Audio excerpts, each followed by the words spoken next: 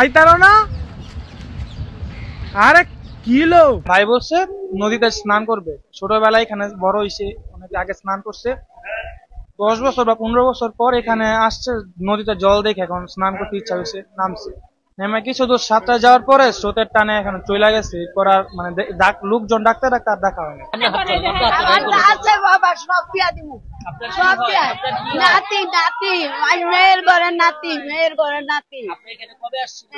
আমাদের আজকে আজকে সকালে 1টা বাজাইছে, শ্রাদ্ধ অনুষ্ঠানে আসছে, আইসা খাওয়া দাওয়া করে বলতেছে মানে গাছে গোসল করবে, ওর মা না করছে, না করা সত্ত্বেও মানে শুনে নাই, স্নান করতে গেছে ছেলে, ছোট ভাই আর ছেলে, পরে ওইখানে যাই নামার পরও মানে ছেলে আর দ্রুতের সাথে মানে ডাইরা নিচে আর উঠতে পারে না।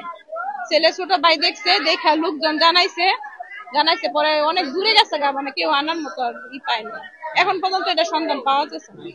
নদীতে গেছে গোসল করতে, মানে স্নান করতে গেছে, স্নান করতে যাওয়ার পরে ও শুতে আর কি তলে গেছে গা, তলে যাওয়ার পরে ওর মানে ছোট ভাই বলতেছে যে আমার ভাই মানে ভিডিও করতেছে, তো ভিডিও করতেছে, ও ডাকতেছে, মানে ও তো নদীর মধ্যে ওরা দুইজনই ছিল, তো আশেপাশে লোকজনে ডাকতেছে, ওদের মানে আর পাইতেছে না গা। পরে আমরা শুনছি, শুনে না আমরা বেড়াই ঘাট টাট গেলাম, ফায়ার সার্ভিস ফোন দিলাম, আসলো 300 ফিট থেকে, আসে ওনারা কতক্ষণ খুঁজলো, খোঁজাখুঁজি করে আর পাইলো না।